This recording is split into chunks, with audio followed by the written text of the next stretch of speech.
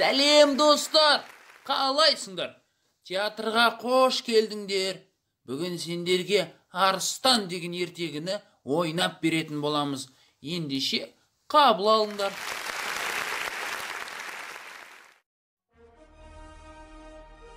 Ерте заманда Арыстан патша болды. Ой қырдағы аңдарды түгел билепті. Арыстанның өзіне өте жақын ұстайтын Маймыл деген уәзірі бар екен.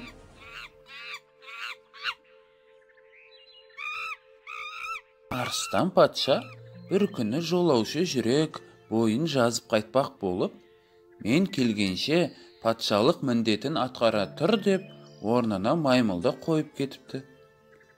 Арыстанның алыс сапарға кеткенін көрген аңдар Маймылды тыңдамай, тұс-тұстан келіп, Арыстан мекендеп жүрген қолайлы жерге қоныстана бастапты. Арыстанның аса ұнататын жанына жақын қонысына жолбарыс келіп орналасыпты.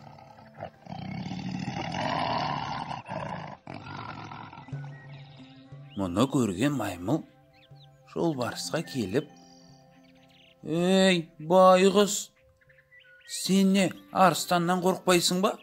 Ол келгеннен кейін бұл қылығыңды білсе, не жаныңды қояды? Басыңның аманында тез кет» дейді. Бұған жолбарыс: «Сен мені жай ғана жолбарыс деп ойлайсың ба? Мен арыстаныңнан да, аюдан да қорықпаймын. Бұл ара менің ата-бабамның жері. Енді өзім тұрамын. Арыстан келген кезде сен маған хабарла. Қорқытқанның қандай болатынын көрсетейін оған» дейді. Мұны естіген Маймыл: «Бұл жолбарыс мықты аң болды ғой. Арыстан келгенде күшін көрсетер» деп ойлап, дауласпай қайтып кетеді. Маймыл кеткен соң жолбарыстың әйелі шығады. «Ей, қой, бұл жерде тұрмайық, кетейік. Егер арыстан келіп қалса, Маймыл бәрін айтады. Содан соң сорымыз қайнайды ғой» дейді. Сонда жолбарыс: «Арыстан келе қалса, тағы бір амалын табармыз. Саспа» депті басу айтып. Сонда әйелі: «Жарайды, анау арыстан басымызға бәле болып жүрмесін» деп кетіп қалады. Бір күні жолбарыс мекендеп жүрген жерге жақын маңнан арыстанның күркіреген даусы естіледі. Сасқалақтай шошынған жолбарыстың әйелі: «Арыстан келіп қалды, айлаң болса енді қолдан» депті безектеп. Сонда жолбарыс әйеліне былай депті: «Арыстан жақындаған кезде сен балаларды бақыртып жылата бер. Мен балалар неге жылайды деп сұраймын. Сонда сен: балалар арыстанның жас етінен қуырдақ қуырып бер деп жылап отыр деп дауыстап айт. Сөзіңді арыстан еститін болсын» депті. Әйелі жарайды деп үйге кіріп кетеді. Бір уақытта арыстан жолбарыстың үйіне жақындайды. Оны көрген жолбарыстың әйелі балаларын шуылдата жылатады. Сол кезде сыртта тұрған жолбарыс: «Ой, балалар неге жылап жатыр?» деп дауыстап сұрайды. Әйелі үйретіп қойған амал бойынша сөйлейді: «Балалар арыстанның етін жейміз деп жылап жатыр» дейді.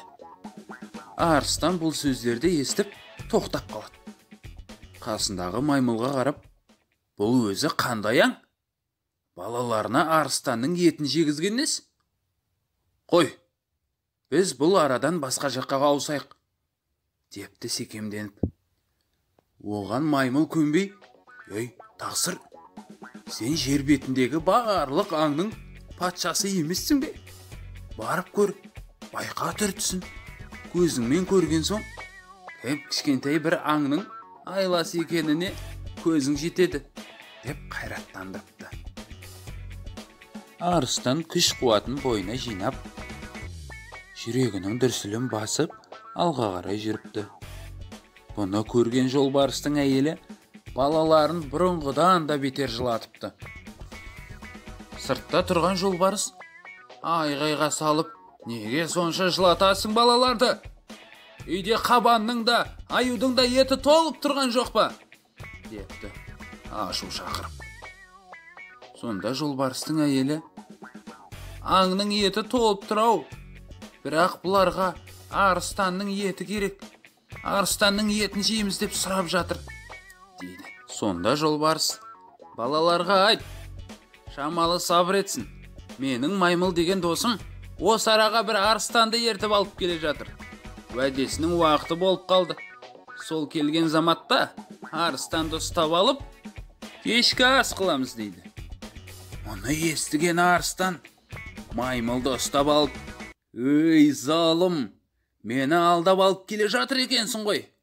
Қазір мен сенің көзіңді ұртамын, деп қуалап кетеді. Ал жолбарыс болса, айласының арқасында Маймылдың етіне тойып, кең жазира далада мекен етіпті, дейді.